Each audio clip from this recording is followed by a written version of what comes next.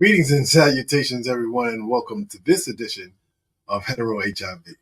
I'm your host and moderator, Reggie Smith.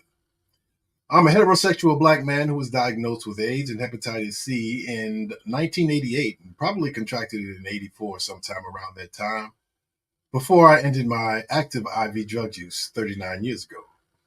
My wife Dion and I have been together since 1985, and she remains HIV negative, thank God. Many things have changed around HIV over the past 40 years. Treatments and information have provided hope and longevity for many of us. Some things like stigma and fear of disclosure, unfortunately, remain the same. Over the past 3 years, our team here at the Reginald and Dion Smith Foundation have made significant strides in promoting a hetero-inclusive approach to HIV, advocacy, and awareness. Through our tireless efforts, we've challenged the dominant narrative surrounding HIV, emphasizing that it affects individuals of all backgrounds, orientations, and identities. Our commitment to fostering a culture of inclusivity and acceptance has resonated deeply within our community, leading to our increased engagement with many advocates, organizations, and health professionals that are aligned with our mission. During this time, we worked diligently to infuse our messaging and imagery with hetero-inclusive themes, ensuring that everyone feels representative and empowered in our outreach efforts. By featuring those diverse faces and stories, we've begun to shatter some of the stereotypes and foster a sense of belonging among those impacted by HIV. This approach has not only raised awareness, but has also fostered a deeper understanding of the intersecting factors that contribute to the spread of HIV and the barriers to accessing care. The joy of seeing people find their tribe or share their truth for the first time, now that's immeasurable. By now, we all should know that the HIV affects spiritual, mental, emotional, and physical well-being for all of us. It's an extremely intelligent retrovirus that has escaped our ability to find a cure or a vaccine to this point. So here on HeteroHIV, we are amplifying the voices of those courageous spirits working on all kinds of healing solutions for humans impacted by or at risk for HIV. Those of us who are blessed to be longtime survivors of HIV, both as hosts to the retrovirus and those impacted, well, we know that spirituality and being connected to a higher power is an important, no, it's an essential part of our healing.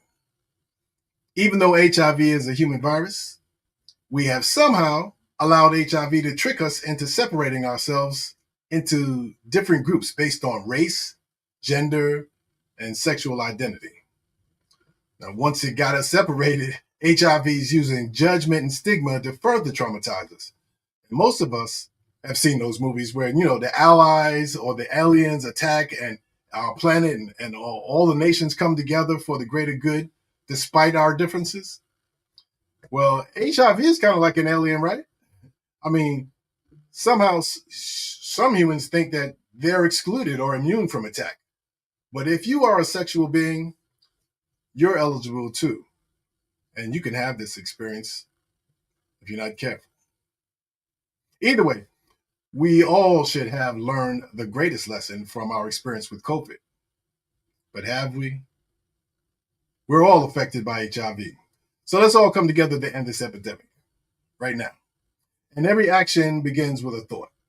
And our thoughts are inspired by spirit.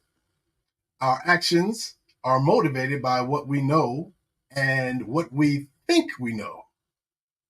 Wisdom is knowledge applied. And our experiences should provide us with some knowledge, but they don't always. That's why we are here sharing those stories at HeteroHIV. This is what we call the human experience, and that's what it's all about. Here on HeteroHIV and in all that we do here at the Reginald and Dion Smith Foundation, it's to share our experiences, our strengths, and knowledge in the hopes that we can all come together to end AIDS and the HIV epidemic. This episode features some of the Black women who are heroes in the effort to change and, yes, save lives of many. And now and historically, they've been no perfect answers when it comes to HIV. Taking medications and disclosing one's status or participating in studies are all personal decisions. We're here to share the information and the personal stories so that you'll be able to make more informed decisions. For instance, did you know that heterosexual Black women are among the fastest rate of new HIV infections? PrEP, which we'll talk about more in a little bit, pre-exposure prophylaxis, is now available for everyone. But until recently, studies have been rarely done with heterosexual Black women. Our first guest tonight is Brandi Pinckney-Greene, and she has been on the front line working with Black women as an MSN, FNP, BC. We'll explain that too. She's the owner of GMB Healthcare and an ambassador coordinator for HeteroHIV.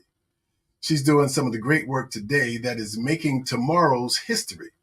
And we're honored to have her here to share her information and experiences with us. Please welcome with me, Miss Brandi Pinckney-Greene. How are you, Brandi? Hey, do I do a virtual clap? Hey, how are you? Hey, Reggie. Thank you. Hey, Brandi, looking good. How are you feeling? Well, thank you. I'm feeling great. Wonderful. Considering the pollen outside. Other than that, I'm wonderful. Thank you for the introduction. Oh, yes. I didn't read your whole CV. Maybe you can talk a little bit more about what it is that you do. Just a little bit, but I'm not here to talk about me per se. You know how I am. I'm here to make sure I advocate for those who I provide care for and to answer any questions or provide clarity. I am a board certified family nurse practitioner. I'm a proud graduate of the Florida A&M University in Tallahassee, Florida. I have been a registered nurse for, oh my God, over 20 years, going into my 22nd year. I went back to college and I elevated my degree a little bit more. I became a board certified family nurse practitioner in 2017. And I really was taking a summer job back in 2019 in a clinic. And at that time, it was a clinic that focused on prevention. And it was supposed to be 4 hours a week just for the summer. And it turned into 6 years of advocacy, stepping in and taking care of patients and being an advocate for those who were being mistreated.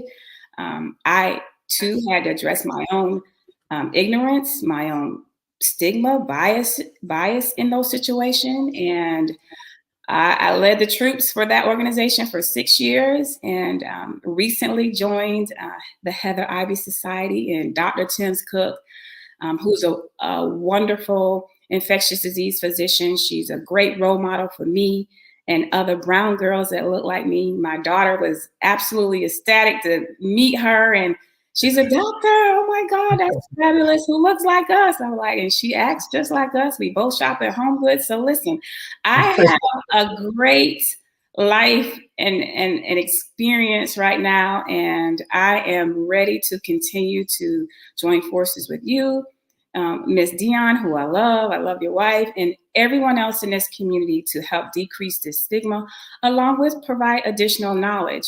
I tell people often, if you don't trust a drug, I'm asking you to trust me. I've done the work for you, so. Mm-hmm. And that's usually what happens. You know, it's really about trusting people.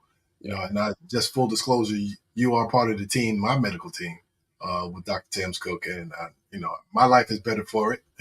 I am. I'm excited. Yeah, you mentioned that. Wow, that makes me feel good. You sharing it to the world. Yeah, absolutely. Hey, you know, people need to know what is working for us, and that's what we want to share, our experiences and the healing solutions that we're using. So hey, and not only that, but Dr. Tim's Cook and you and the team are all the core of HeteroHIV. HeteroHIV. Talk a little bit about HeteroHIV. So HeteroHIV, of course, was started by Dr. Tim's Cook and her team, I believe about 12 years ago. I've been blessed. I joined the team in October. And at HeteroHIV, we support women thriving, not just living, but thriving with HIV. And we also support our dandelions or the vertical transmission pediatric patients. And as they become adults, we help them with community resources. We provide medical transportation. We'll send a lift to them so they can get their medical appointments, because we know that's half the battle. If you can't make it to the appointment, how are you going to remain compliant with the appointment? And then once a month, we have support groups. And the support groups, we discuss a topic. Sometimes it's a heavy hitter topic. Last Monday, we discussed vertical transmission. Some people didn't even know what vertical transmission was. What is it? It's when the mother transfers the virus from herself to her baby. A dandelion is someone who identifies with having HIV from birth. So that means they received HIV vertical transmitted from their mother to them. Wow. And we had a beautiful mother and daughter who came to our support group, and they just provided this light to other dandelions and mothers who transferred the virus to their children. And I feel like they help lift some guilt. I can't imagine being a mom, transferring the virus and not knowing. Even if you know it, it has some kind of guilt to it. And so this particular mother, over 30 years, had never spoke about it. And she came to our support group and she said it was the first time she said it out loud. Yes. We're having that experience as well in our support groups with people that are impacted. And there's so many different situations, dynamics that HIV has caused in our families, that people are still carrying secrets for 30, 40 years. Mm-hmm. People that have passed on and when they died, people said that they had cancer, MS, something other than HIV because of the social stigma attached to HIV. And you touched on so many different things that I wanted to talk about. You talk about vertical transmission. Mm-hmm. First of all, is there still a lot of that going on? I know that people will be, if they don't know, glad to know that you still can have children if you have been diagnosed. Maybe you can talk a little bit about that for the women that might be concerned about that. Yeah. We had a wonderful nurse practitioner who works in that arena, and we are proud, and the education and the evidence is there where you definitely can deliver a baby safe. Not only can you deliver a baby safe vaginally, you also can now breastfeed, which is amazing because just, 10 years ago, women who wanted to breastfeed who were HIV positive, almost defects was called on them if they were even caught breastfeeding. It was almost just a taboo, an absolute no-no. And now we can say out loud and proud that women not only can deliver their baby vaginally and not worry about the baby having HIV, as well as breastfeed. As a practitioner, I'm very honored that we've done the work that much. And we could tell our women that. Now, vertical transmission, it does unfortunately still occur. It should not occur. The numbers are very low, but yes, it does occur. If the HIV virus is not caught in the mother in a timely manner, and the pregnancy proceeds and delivery proceeds, and healthcare things happen, out of care, not going to physician's appointments. Unfortunately, some vertical transmission deliveries still occur. Very little. I don't have the exact stats, but I'll make sure I get them back to you. But nothing like in the 80s and the 90s. Right. So there's still a lot of dandelions that are thriving. We've met a few, and tell a little bit about what their experiences must be like. So for the few that I've had interaction with, had the privilege of also providing care for, it's like any other thing, Reggie. If you don't have support, if you don't have the understanding of your walk, and they have a sense of why did this happen to me, but with no purpose to follow, they will have a sense of like they're inferior to others. But those who have support, the mother is supporting them, the father is supporting them. They have friends and family who have educated themselves and who are very supportive. Those dandelions tend to thrive a little bit more. They tend to be more embracive of embracing their diagnosis better. So it's just like any other disease process, whether you are diabetic type 1, born with diabetes, if you are a sickle cell patient, born with sickle cell, in and out of the hospitals. Your veins are, vigilant of being stuck over and over and over. It can provide the same self-doubt if you don't have a support system. So I try not to separate my dandelions just because it's HIV versus any other chronic illness, because the stigma and the feeling of wanting to be normal, I hear that a lot.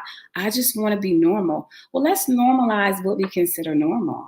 Like, what's normal? Am I normal just because I don't have a chronic illness? Like, no. Brandi, you're reading, you're really feeling my spirit, and this is such a what we talked about in the opening, that it is a emotional, mental, spiritual disease. It affects all of those things, including the physical, but it's really affecting the spiritual and the emotional. That has an effect on the physical. So as you just talked about, people that are feeling love and are being loved, that are sharing love, they are having better outcomes. And so that's why and to normalize it, it really takes away a lot of the stigma that is, and stigma to me is being more concerned with what other people think about me than I am what I concern with with myself, how I look at me. And if we can kind of knock some of that out of the box, then I'm sure we would have much better outcomes. But those are the things that we can handle. Thank God science has gotten better over time, and now we have PrEP. And I know that you are working on a study, I believe, a study. Maybe you can talk a little bit about that. And I know that we've got some other folks, Dazon from Sister Love is going to be coming later on to talk maybe about some of the political part of it and all of that. But talk a little bit about Aptitude, the study, and the fact that Black women weren't really a part of PrEP studies early on, and the data. Is there data available for Black women? How are things working with PrEP? Yeah, I think it's twofold. I gotta give all praise to one of my mentors. We lost Hermione Bell.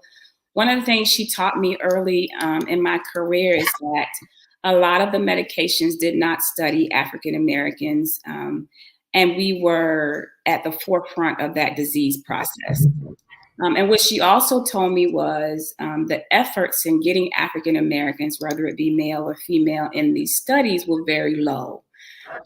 So after a few years of pharmaceutical companies recognizing that, they are now pouring into those who have the ability to get people to join the study. African Americans in general do not join studies, which we have a right to because of the history, right? And if you think about Miss Evers' Boys always comes up, in situations in which they utilized, the Black nurse and lies were told. It makes it look really terrible for people to join the study. And so Dr. Timms Cook and I are one of the sites for the Ebony study. The Ebony study is for Aptitude, and Aptitude is an injectable PrEP. I could say that 1,000 times, but it doesn't process. You can even probably ask my family members, and they'll be like, is a PrEP injectable? And I've been saying it probably for 5 years now. It's going to take a minute of us saying the same thing. This injection can be given, it's in the butt, the sacral muscle. The first 2 injections are 30 days apart. After that is every other month. The only thing you have to do is you have to, of course, be HIV negative. We do monitor your kidney and your liver with just a CBC and a CMP. If the provider sees fit, we monitor weight gain or weight loss. We monitor tolerability. We monitor injection site. Even if your skin, keloids, or don't tolerate the medication. The importance of this study is the Ebony study is for heterosexual and transgender females, African American females, and we are trying to get the data appropriate for us. Cool. So that is great information, Brandi, and I'm so happy that you can join us today. I know that you are available for folks to make contact, and if they need more information regarding PrEP, if they need more information regarding the support groups with HeteroHIV, how can people contact you? Yeah. So my job is so multifaceted. Of course, you can always call the HeteroHIV Society or Dr. Tim's Cook office. Someone there can always locate me as well. I do home visits as well with GMB Healthcare and Educational Services, and this is my own private company in which I do primary care. I do urgent care. And in this, I also do HIV PEP, and treatment. PEP is post-exposure, of course. I do STI treatment as well. And along with some of the, what we would consider just basic care that we need. I don't want people to focus on HIV. I want them to also remember hypertension, diabetes. I want them to remember the importance of unhealthy weight, or what some would say obesity. And Reggie, as you mentioned as well, we negate our mental health, stress, stress migraines, dehydration because we don't eat enough, we don't drink enough. So my approach is holistic, but it does not leave out those that's diagnosed or have the HIV virus. I think some primary care focus on A, but they forget about B. And my goal is to bring it all together. I don't want someone just to focus on their HIV if they have high cholesterol. As well, we definitely need to be normalizing all of the maladies that are affecting us as human beings, because that's what we are. We're human beings. And I'm grateful for the fact that this is Women's History Month, because you're making history right now. Thank you. I know the work that you're doing, and we love you for it. And so thank you very much, and thank you for sharing. We look forward to continuing our collaboration with HeteroHIV, and certainly, I'll see y'all when I come to the doctor's office. Yes, thank you, Reggie. Thank you, everyone. Thank you very much. This is Brandi Pinckney-Greene, and we've got more for you. But I want to remind you, we are having a giveaway, and if you can put your comments and your questions, we need you to put it in the chat in order for you to be eligible. So, we're giving away $100 at the end of the show. So stick around, put your comments in your chats, and we will be right back with more right after this. Visit Your Vitamin Lady today. If you know you need help learning how to heal, here's where you can trust the people and information. Try high-quality, delicious foods and tonics, and learn about and buy herbs and vitamins. Get personalized tonics based on your individual needs, prepared with love and intuition. To start or continue your journey towards wellness, visit Your Vitamin Lady today.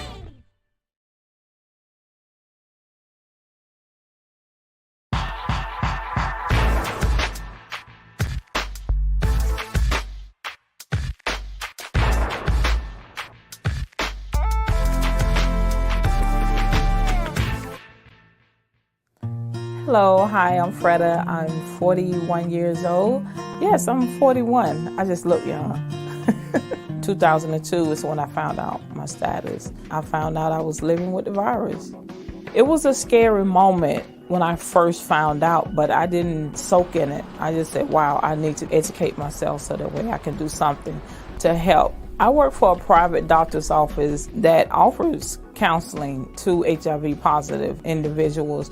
My job is basically educating them about HIV and helping them live a longer life, by being compliant to the medication and being that support to them. HIV is so on the rise now. It's not only affecting men, it's affecting women as well, professional women, not just someone that's out there, using drugs.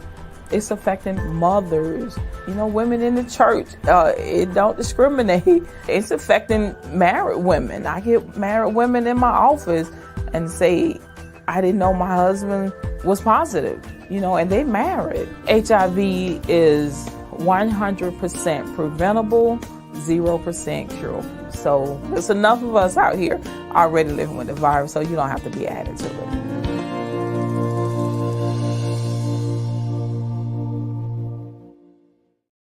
Thank you, Freda. That's Freda Jones. She's another hero here in the Atlanta area that's been doing great work for a very long time. So as we move along, I just want to invite our next guest. She is Sheryl Jones. Sheryl M. Jones. She's a BS. She has the BS in psychology and a master's in counseling. She's certified as a spirit counselor and an ordained minister, a healer and a teacher, and just an all-around people person. She says she's a Southern girl raised in the New York suburbs.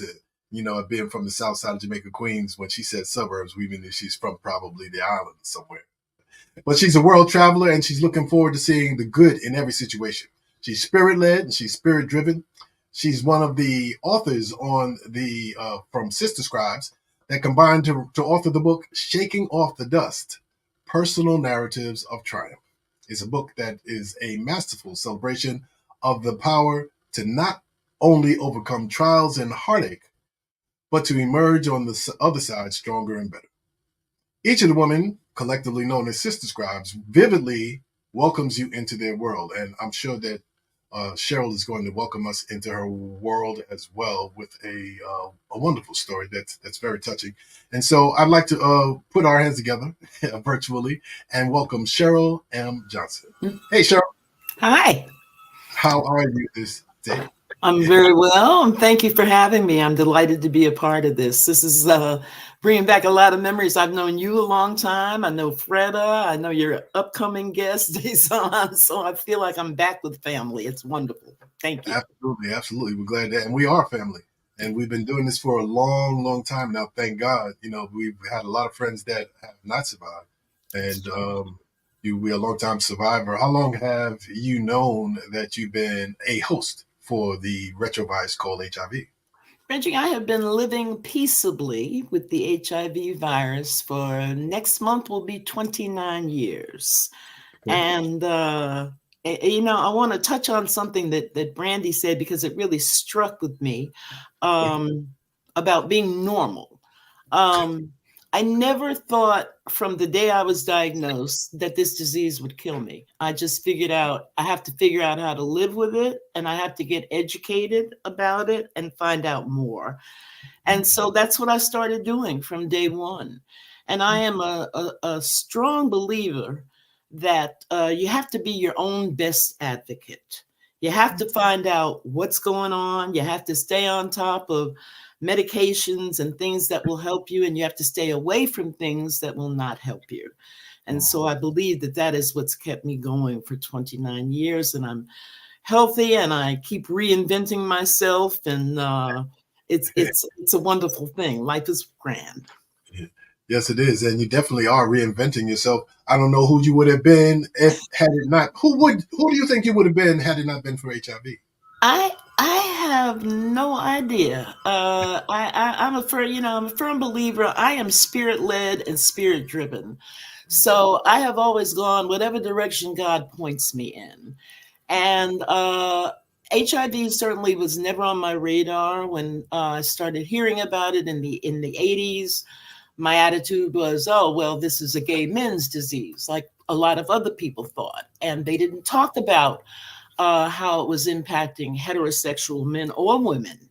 Right. But I decided after I was diagnosed that I really needed to be in the arena. I wanted to be in, as they say, in the room where it happened. So I got into the HIV community. I worked for a couple of different organizations. One of them led me to being a guest on Oprah Winfrey's show in the early 2000s. And I thought that was going to be the rest of my life. I thought that I would be in the HIV arena, and that turned out not to be so. Mm-hmm. And so after I left there, I went to work for Delta.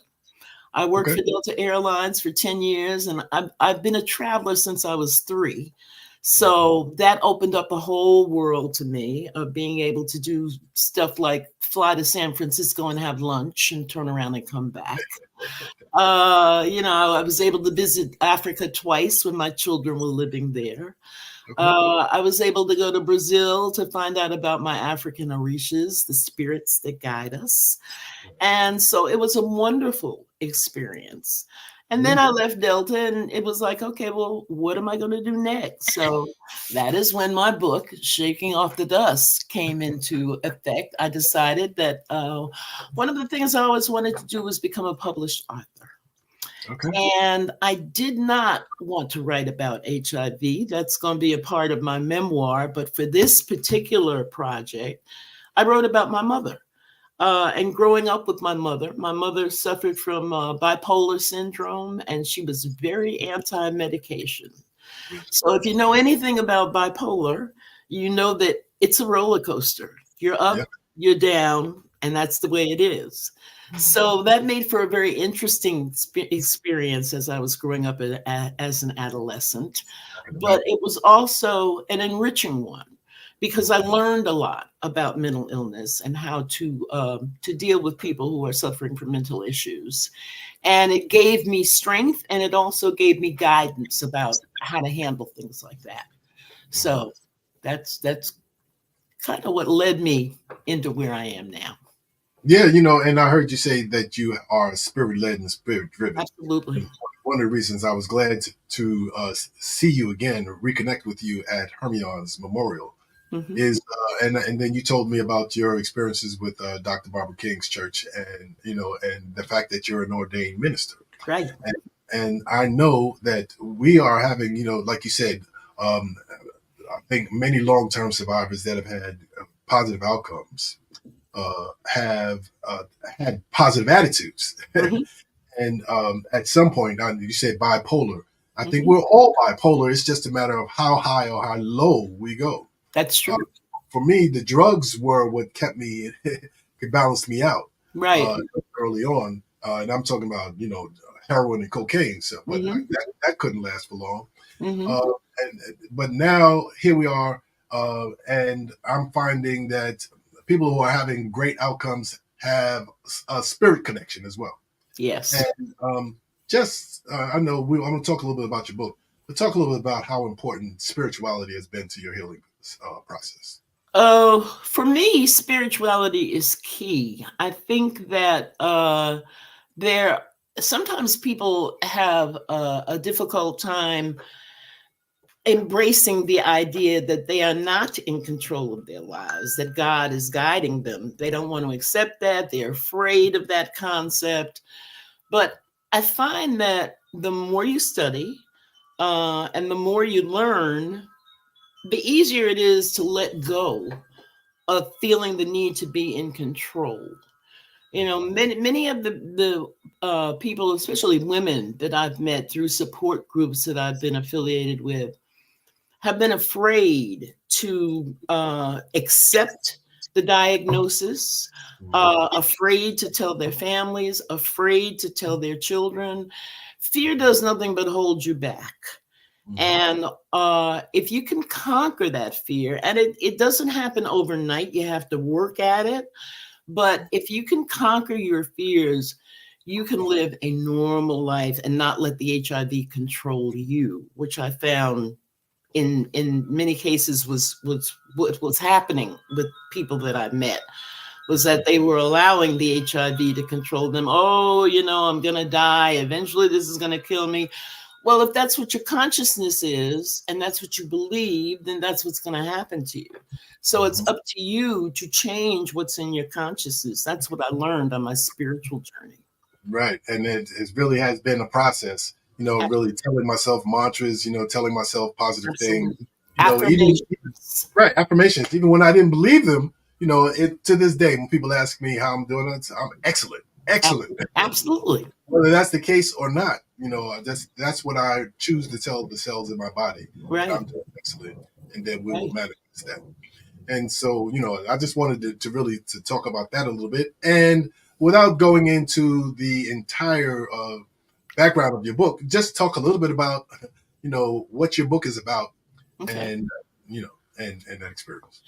Sister Scribes is a group that I got involved with several years ago through one of my sisters from church who had written a book about women that had affected her life. And so I went to her book launch, and that's how I found out about the group Sister Scribes. And I was like, oh, this is what I need. I need to get with some African-American women that are doing some writing and producing something positive. And so I did, and eventually 7 of us And 7 is a spiritual number. So we decided that we would get together and each person would contribute a chapter.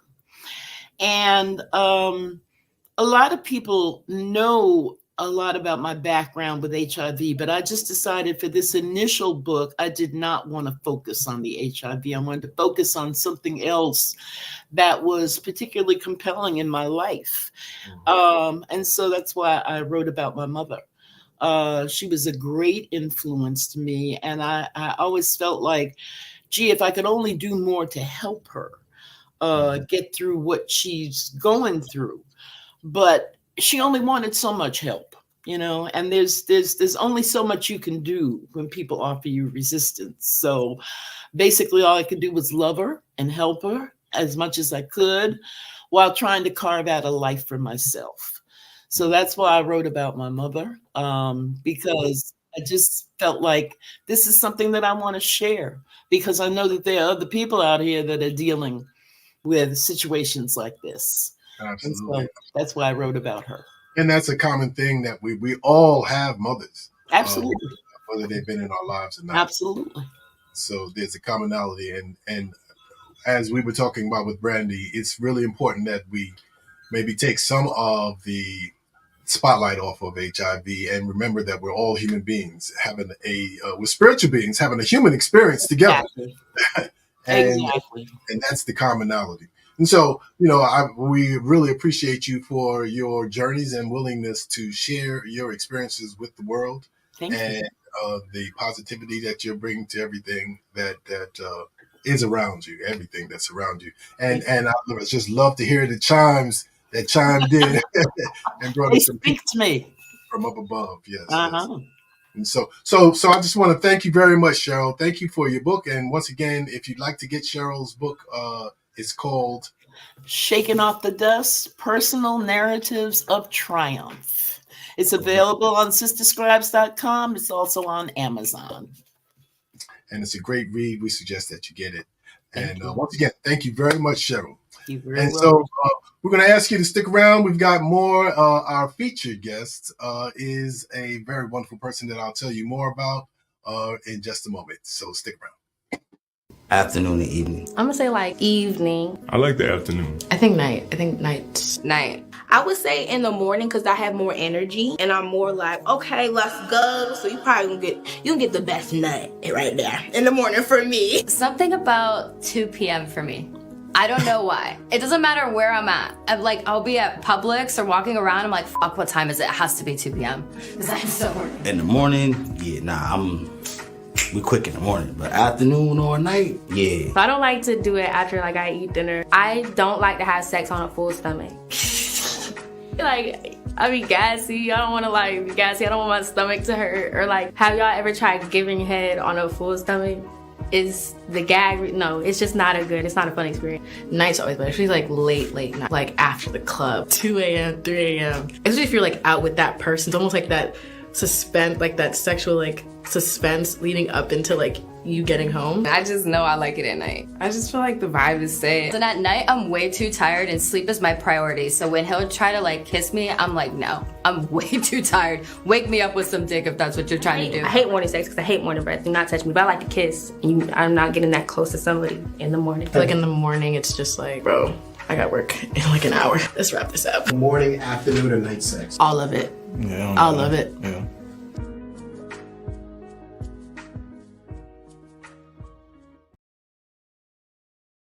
Let's dive into something important, and that's B-Doxy-Pep by B-Brand. I know it's not your typical conversation, but it is crucial for your well-being. So B-Doxy-Pep is like an insurance policy, but for your sexual health. It's a one-time tablet that you take within 3 days of having unprotected sex. It provides protection against chlamydia, gonorrhea, and syphilis, helping you stay safe. Yes, that's right.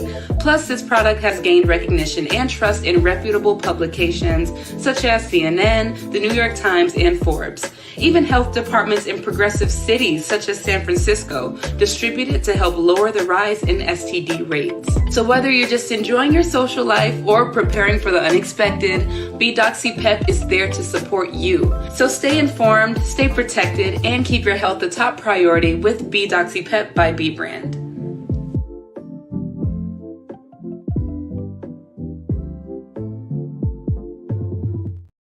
I'm so happy that we can do this. We want to really kind of normalize the conversation around sex and just make it easier for us to be able to deal with HIV, STDs, or whatever it is straight on. And in that regard, our next guest has been a visionary, Dazon Dixon-Diallo. She's a recognized visionary and an advocate in the struggle for human rights, sexual and reproductive justice, and the fight against HIV/AIDS with and on behalf of communities of color, women and girls living with HIV, and those at risk for HIV and STIs, sexually transmitted diseases.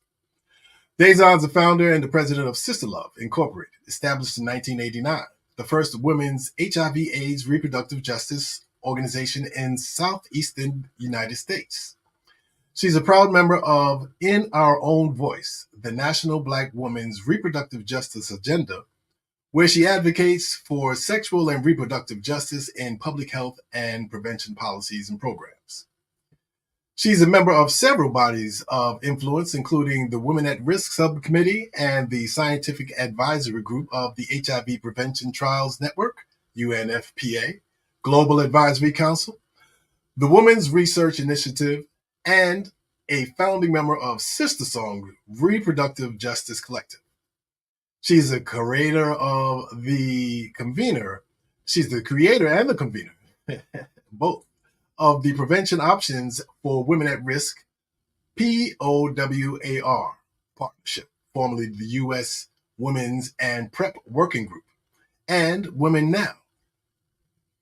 She also is the co-chair for the Act Now End AIDS National Coalition. Until recently, Dazon served as a member of the NIH Office on AIDS Research Advisory Council and on the board of directors of the National Women's Health Network. In 2001, she opened a Sister Love program office in rural South Africa, a municipality in near Joburg, where the project focus is the capacity building and sustainability development for local women-led HIV/AIDS organization. That's a mouthful. That's a lot. And that's more than I can even, oh my God. Dazon she's received numerous awards, recognitions for over 30 years. She's been working in the HIV/AIDS. She's just been out in front of everything as far as women's health and human rights. She can be seen in her YouTube podcast, Visible and Unseen, HIV in Black Life, Then, Now, and Next. It is with great pressure and pleasure that I welcome my longtime friend and host of the WRFG 89.3 FM radio program Sisters Time Women Speak, Dazon Dixon-Diallo to HeteroHIV. How you? Hey. Whoa. Hey. I was sitting over here backstage going, okay, that's enough. That's enough. No. It feels uncomfortable sometimes, right? Thank you, Reggie. Reggie. Like we were talking about before the show, I was like, how do you do it? Thank you for your time, by the way, and thank you for being there. I know you're so busy. And I know you got, how do you do it all? What the hell's going on? You're here, you're in South Africa? You know what? I think Sheryl and Brandi just laid it out for me, because one of the things, just as Sheryl was talking, I was enveloped. I was really embraced, because I do embrace the alignment with the universe. And so I just keep moving where the universe tells me to go, places me where I'm supposed to be. And I accept that lot. So I don't know how I do it other than just do it because I'm supposed to. I'm blessed to be one of those folks who knew or understood my purpose very early in life. And the one thing that it's one thing to know your purpose, but it's the other one to know what life is like when you're not living on purpose, right? So what I quickly understood is that no matter what, up or down, whether people want to go with these binaries of good or bad, no matter what the experience is, it is divine. So it is what it is.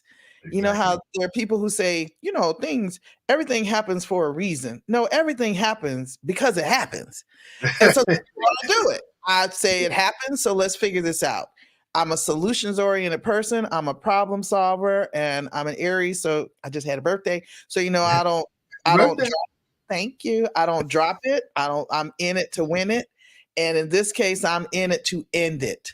So whatever it is we got to do, that's what we do. I'm just, that's the reality of it. And the minute I stop doing it, that's when I'm no longer in alignment, because I am not living with the purpose that I was brought here for in this particular experience.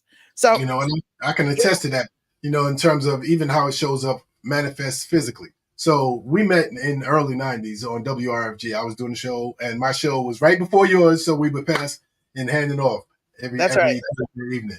And we had a mutual friend, Debbie, who was dealing with HIV at the time. Yes, indeed. At the time, I was on the air and I was sharing love and positivity, but I was definitely not speaking to my status, HIV being positive. Mm-hmm. But as it would turn out, not sharing and not being in the flow, it affected me. It manifested physically in the fifth chakra, which is the area of communications. Because even though I didn't think I was keeping a secret, I just minded my own business and finding a way to let it, I was still choking off the energy. And so, it for people who think that keeping a secret is cool, it's really not. It's not the best thing. And people who are not living in the flow of their life, who are not in purpose, that's not cool either. And I think that, COVID should have showed a lot of us that was the case, but I'm not sure that is. We showed ourselves because, everything starts in Africa, everything, including humanity. So, and it was a Black woman who, brought that forth. That's right. So I just want to remind people that we are your mothers. And so the burdens that we carry and the blessings that we live with are all because we are that matriarch to the global experience of humanity, period. No dispute. So I say that because, and there's another conversation, and you'll be privy to it in a moment because we're heading out to a prevention meeting in a couple of weeks, and it's going to be a Black conversation about how we keep creating things in our communities by us, for us, without the resources, without the glory, without the recognition. And then lo and behold, at some point, it's a great idea when someone else picks it up, decides to study it, gets a lot of money for it. But it's like, we've been here and we've been doing this. So what you just said brings me back around to one of the earliest campaigns that the American Red Cross got involved in, specifically focusing on educating African Americans about HIV. And they used 6 African proverbs. I don't know if you remember this campaign. It was amazing. The artwork was beautiful. It was African artists. I just found our 6 sets the other day. We're getting ready to get them all redone and framed for the Mother House. But one of the proverbs, now this is an old African proverb, so it speaks to what you're saying. One of the proverbs says, he or she, let's make it gender inclusive, they who fail, or they who don't tell their illness cannot expect to be healed. I paraphrased it very badly, but that's essentially it. If you don't tell somebody, if you don't talk about it, if you don't give it the voice, right, so that the things that may be available to you, someone who might be there to help you, right? All the Brandis can't do what they need to do if you don't present and say, I need. Same thing for the sister loves, and the same thing for people who want to know how to move through, how to not just weather through, but how to triumph through. You got to talk to Sheryl. You got to ask Sheryl. You got to say, what's in that book that might help me? You have to speak to it, period. That's right. And that's with all things. That's with all things. Everything is interconnected. But if you're not sharing honestly, if you're not living authentically, then we're missing a piece. We're blocking the chain. You're getting in the way of our own selves. That's right. So, I'm glad you mentioned something though, and it's something that maybe you can help me with, because I'm, just such a visionary. Where in the hell did all this talk about pronouns and cisgender? Where did this come from, and why? So, I love that question. I think I don't know the true path of that history, but what I can tell you is that language is fluid, and particularly important in our language, and this is English, because English it's literally called an imperial language for lots of reasons, right? But what I think happens in the linguistic of where it comes from is that whenever people are living in the margins, whenever people are, and this can be LGBTQ, but it can also be Black folk, right? Black folk owning the N-word, that's a whole nother debate. But the question could be, where did that come from and why did that happen? Is because we had to claim for ourselves who we are. We name ourselves who we are, because if not, someone else will name us from their view and their perspective and their worldview, which if it's rooted in white supremacy or patriarchy or homophobia or transphobia or xenophobia, what you call me is probably not what I want to be called. So when it comes to the pronouns, right, the first thing is you're going to see me. And you're going to see me for who I say I am, not for who you think or want me to be, right? And so when I say, I identify this way, and these are the words you will use to describe me, that is an assertion of power. That is an assertion of self-determination. It is an assertion of bodily autonomy. It is one of the things, aside from just saying, I am of a different human experience than what your social system has constructed in this binary space. Binary serves nothing anytime, really. There's never any all good, all bad, all up, all down, all male, all female, all gay, all straight. It doesn't serve us to look at it. It's about the experience that we live. And if some folks don't even need the pronoun. They say, my name is my name, and you call me by my name. And that's their right to say that. And it's also the right to say, you know what? Call me what you want. I'll tell you what I am if I choose to. And if I don't, I'll be all right. And that's okay too. We have to also be in spaces, and this is the part I get a little about. You also have to be in spaces where it's okay to not share your pronouns if you don't choose to, simply because there's the other part of me being identified by somebody else. Don't even want to get into this whole debate around who gets to call who cisgender versus trans and the rest of it, because again, call yourself what you want and tell me what you want, but I'm going to call me what I want, and it has nothing to do, and it does not diminish or destroy or take away from who you are or your right to be who you are. Right. Well, that's about as comprehensive as an explanation as I've ever gotten. And I appreciate that. I know that self-definition, being able to define ourselves, is very important, not to let somebody else try to define me. And, and taking a stand as far as that's concerned.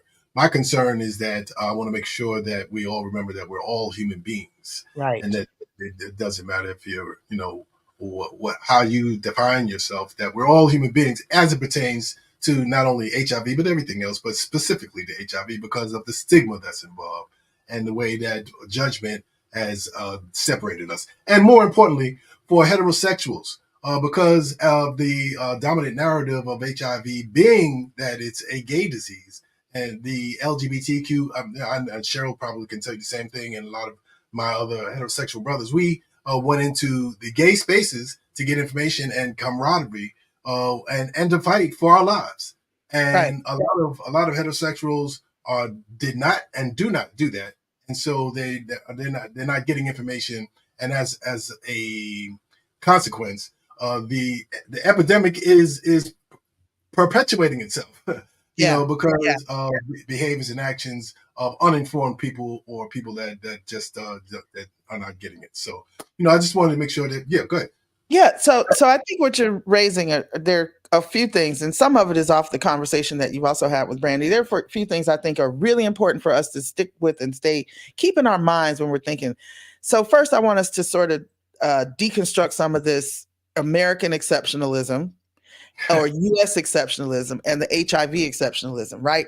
So more than half of all the HIV in the world is in cisgender heterosexual women. Wow. Okay. Cisgender. So we don't even know the full totality of it in terms of inclusiveness of trans women and people who are assigned female at birth, right? Or gender expansive folks. But if more than half and 2/3 of all of those women are of African and Black descent, right? So we're having sex with people and Black women in the United States pretty much as one grouping of ethnic and racial identities stay within our race and our ethnicity with our relationships more than anybody else does. So it's Black men, regardless of who they're having sex with, from whom HIV is being contracted, right? Or being experienced. And we got to start remembering and thinking about it in that way, because for that reason, and I know time is up, but this is critical because you and Brandi talked about it. And I think people have to understand, because things have changed and are changing. Two things. Tuskegee was horrible. Tuskegee was awful. Tuskegee was something that was done in a time in which that was actually the norm, so to speak. That was what we were struggling against all that while, was dehumanizing and subjugating Black human bodies, right? So let's understand that that was terrible. But just like any and everything else around democracy in this country, it is through Black people's resilience and our resistance that we change things off our own backs. So even though Tuskegee was bad, right? Because of Tuskegee, we have data safety monitoring boards. We have institutional review boards. We have community advisory boards. We have protocols. We have informed consent. None of that existed for most people prior to Tuskegee being blown. That's one. The second one is because of the rate of incidence of HIV among women in the United States, we have never qualified enough incidents to be in a phase 3 or a bigger HIV prevention study. So up until this year, 2023-24, no women in the United States, cisgender women in the United States, have ever participated in a prevention clinical trial because we didn't have enough to prove anything by. That doesn't mean that we should have been excluded, right, as women, period, from the Discovery study, right? So let's be clear about that second daily PrEP pill trial that we know that we don't have access to because of implications. So closing it out with understanding this part, because I'm so glad you mentioned Debbie. We've been saying it forever. With this particular epidemic, this particular virus, when you resolve it for Black women, you will resolve it for everybody. Period. So you can't exclude us. You can't leave us out. You can't keep acting like we don't know our own solutions. You can't act like the things that we're coming up with, right, aren't possibles and aren't things that should work, because you're wanting to invest in something that still sits within a structure that was never built for us in the first place. Right. And so I didn't know if I was getting that political. I needed to make sure we plugged our policy agenda. I need to make sure that we plugged our 2024 policy agenda that represents so much of what we're talking about. It's not just HIV. It's about immigrant justice, HIV, access to PrEP. It's about abortion access. It's about comprehensive sexual health education for everybody, not just kids in public schools. These are the things that we're looking at from all kinds of angles. And almost everything we do, Reggie, comes because somebody that we're serving in our community said, have you thought about doing it this way? If I were this, if you could do this for me in my life, this might work for me. And that's what we're finding works. Meet people where they want to be met, because we don't always know where they are. And you've always been such a visionary and great at doing that. I definitely walk in your footsteps. We walk together, as a heterosexual Black man that's diagnosed. Like you said, we have to really, we see so much dearth of information and representation, and that's the problem. And yes, the triple cross was with Tuskegee, but don't get sucked in by the trauma. We still got to move forward. It's just a consequence of where we are. And so we thank you, for all that you do here and all across the globe. And the Mother House is testing. We showed that you can go in to the Mother House here in Atlanta, Georgia to get tested. And the Healthy Love Bus is on these streets. We have a sexual and reproductive health mobile clinic with a PA system. So we are ready to join a party near you with some health care. That's what I'm talking about, meeting them where they at. Exactly. So look, Dazon, it's always a pleasure. We could talk forever, and I'm sure, hopefully, God willing, if we can squeeze in some time, maybe we can link up in these Joburg streets and do some recording over there. Please come see us. Please come see us. Yes. Thank you so much for your time. All right. I love you very much. Hey, it's been loads of fun, but we got to run. And much love to and thanks to Gilead Sciences for the funding and the supporting of this series. I hope that you put your name or put some comments in the text so that you can be a part of what we're getting ready to do. I want to thank our team, Ty Freeman and Tanisha Baker, for their help with this web show. And of course, thanks to our wonderful producer, Matt Schick, for keeping us on track, making sure everything runs smooth. Special thanks to all of those who participated in the program. As promised, we're going to give away about $100 for right now for someone who come on, let's run this giveaway and see who can win some money. We want to, an incentive for you to join us in the show. Yo, Matt, what do you think? We have any entries? Let's go. We can give away this $100. $100 to the winner. Push the button. Let's go. Round and round and round it goes. For a win, nobody knows. The winner is Shanta Harper. Shanta Harper, you're the winner of $100. Please, we're going to make sure that you get your $100. Please give us your contact information in the chat. Give us a phone number or something like that, and we'll get right back to you. We'll be here. We're here the last Thursday of each month, and you can find us on demand and recordings on Facebook and on YouTube at the page at the RDSF. We encourage you to join the Wellness Awareness Recovery Network, which is our virtual community that is a safe space for sharing healing solutions. Our contact information will be on the screen after the closing credits. And one of my heroes, Harriet Tubman, said she freed hundreds of slaves, but she could have freed thousands more had they only known that they were slaves. Harriet might not have been as focused on what history would say about what she was doing at the time. She simply did what was necessary to make herself and others free. We thank God for our women heroes, and we got to speak with tonight. Thanks to Brandi Pinckney-Greene, to Sheryl M. Johnson, and to Dazon Dixon-Diallo for their time and energy. Yesterday is history and tomorrow is still a mystery, so let's just keep the focus on what's going on right now. And if we do that, I'm sure we'll have our hearts and minds in the right place. Remember, unity does not need uniformity. We all want to be loved, so let the healing continue. Until the next time, it's your man, Reggie Smith. Peace and blessings.